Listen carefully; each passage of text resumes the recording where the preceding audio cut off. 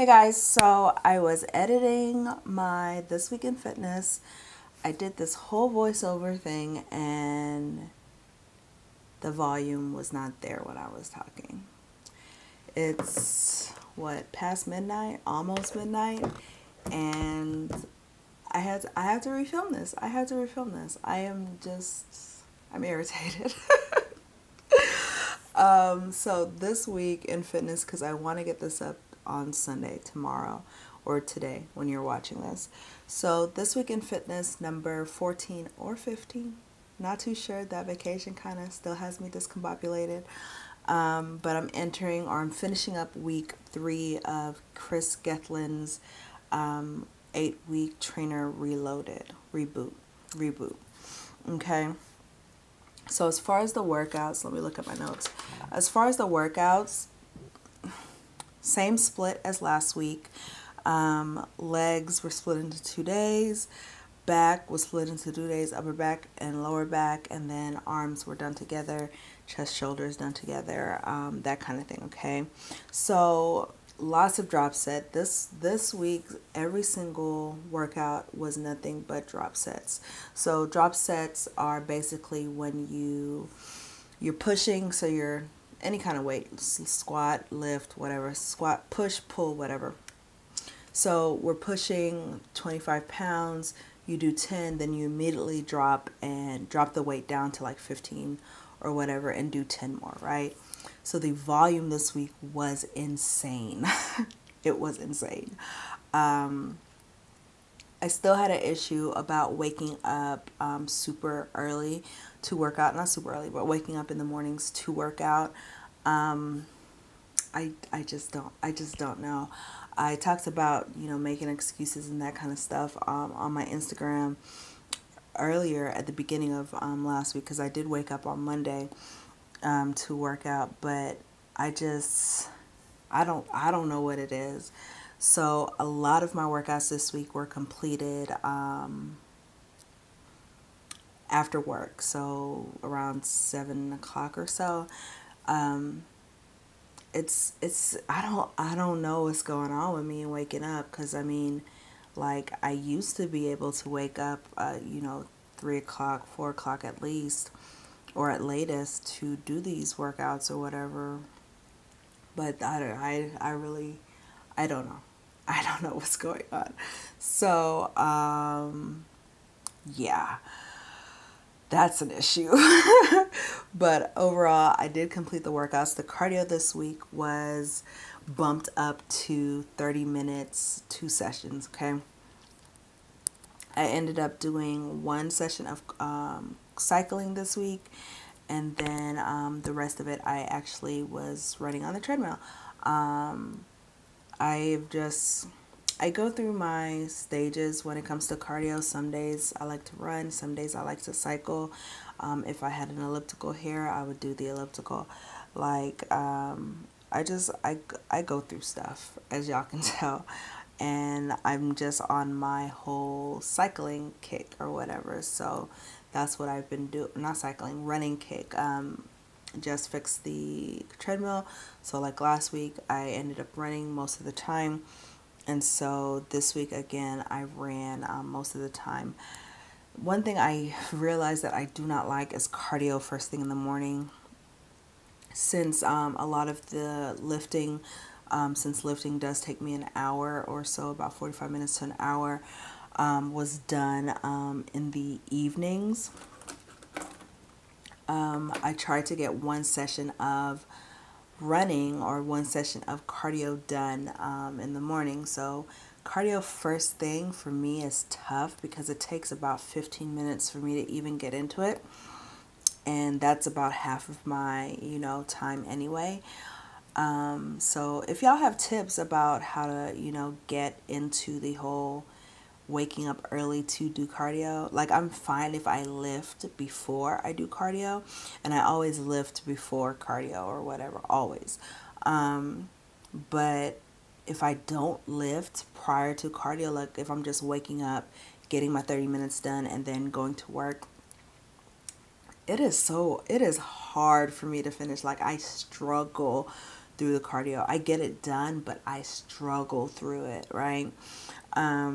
So yeah, that food was good. I continued to do, or I did my one meal like I talked about last week, and I was able to fit in all my meals. I averaged around 13 to 1500 most days.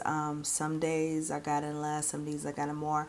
I did not eat to plan per se, like what I had meal prepped the last 2 days of the week.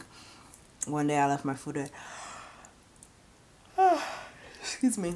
One day I left my food at home, and then the other day we ended up going out with a coworker, and so I just ate a salad or whatever and just, substituted, and then I ate some of the food that I had prepared when I got home yesterday, Friday night.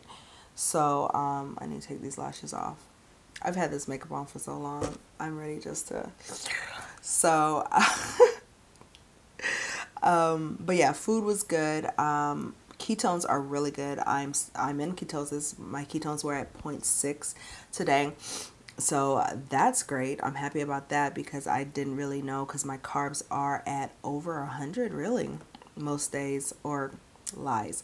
My carbs are around 50 most days if I can get all my food in, okay?